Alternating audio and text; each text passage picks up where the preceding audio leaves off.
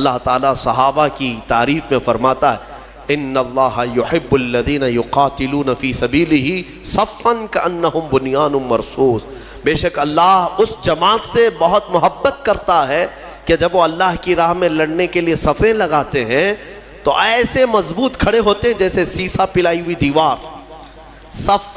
صف کے نام سے پوری سورہ ہے، یہی صفیں ہیں۔ وہ صحابہ کی صفیں کیسی تھی جن کا ذکر قرآن میں آیا۔ ہاں میرے عزیزوں، ان کو چیر کر کے کوئی جا نہیں سکتا تھا، اتنی مضبوط صفیں ہوتی تھیں۔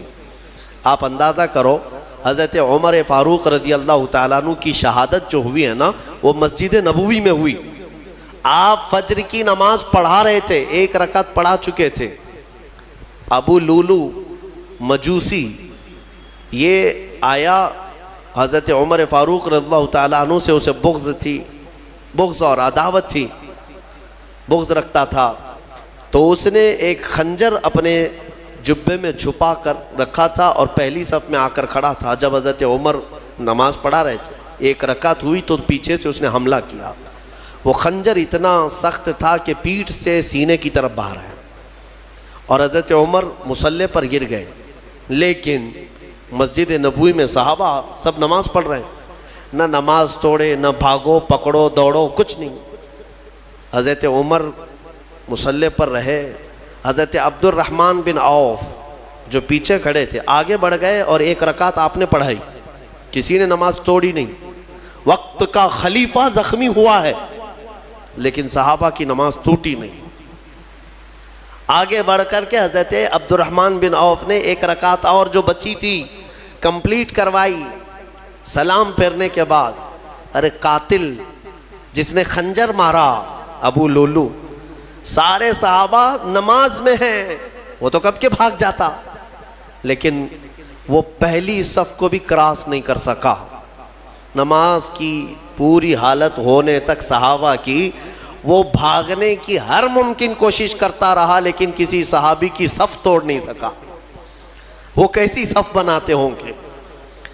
یہ صف اتنی مضبوط کہ وہ قاتل ان صحابہ کے بیچ سے صفوں کو چیر کے جا نہیں سکا۔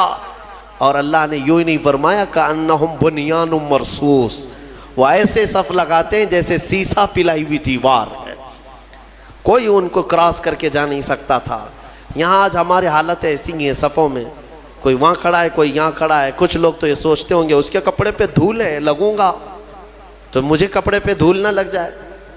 میرے عزیزوں، اللہ تبارک و تعالیٰ نے یہاں مسجد میں جماعت کے لیے جو حکم فرمایا وہ اسی فرق کو مٹانے کے لیے کہ غریب اور امیر دونوں شانہ بشانہ کھڑے رہیں۔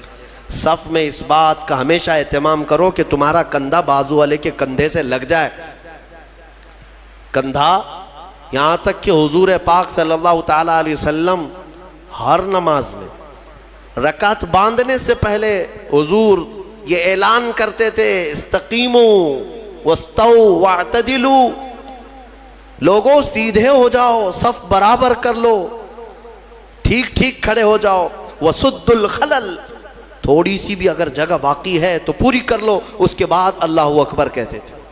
یہ سنت ہے، سنت ہے نماز قائم کرنے سے پہلے، جماعت سے پہلے امام کا یہ اعلان کرنا کہ اپنی صفیں درست کر لو۔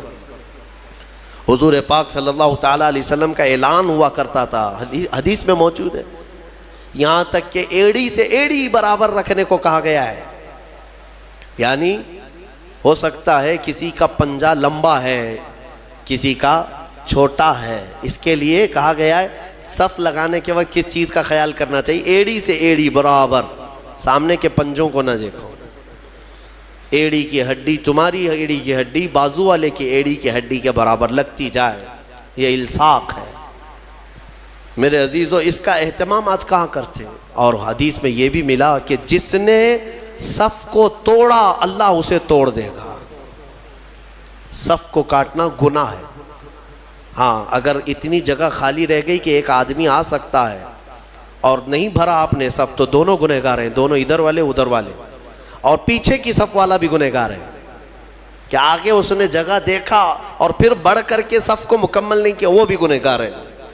اگر آگے کی صف میں جگہ خالی نظر آئی تو پیچھے والے کے لیے حکم ہے کہ وہ آگے آ جائے، صف کو پوری کرے، اور جتنی صفیں پیچھے جائیں گی سب آگے آگے آتے ہوئے وہ صفوں کو پوری کرتے جائیں.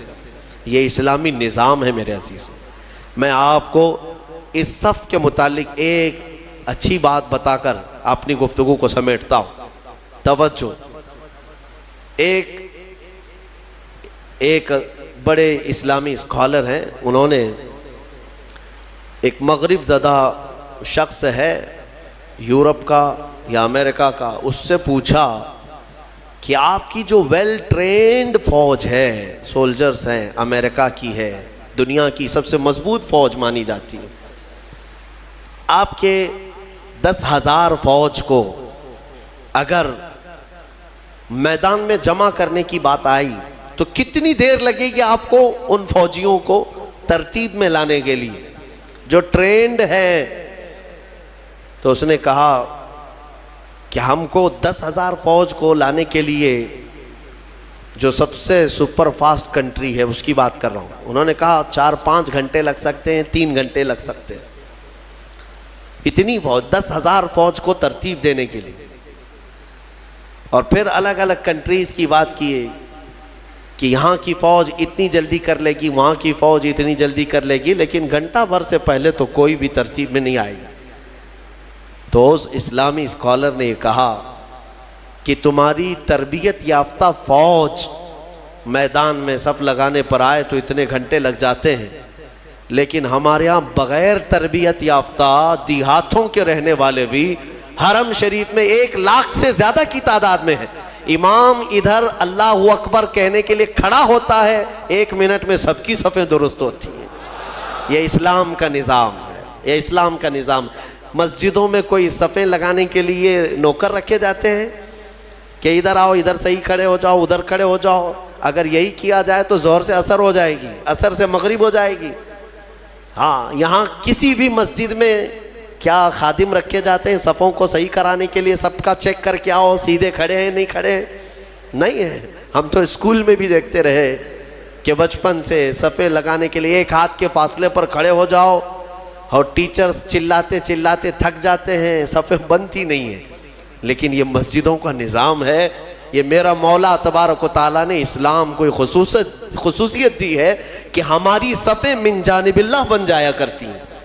یہ اللہ تعالیٰ کی طرف سے.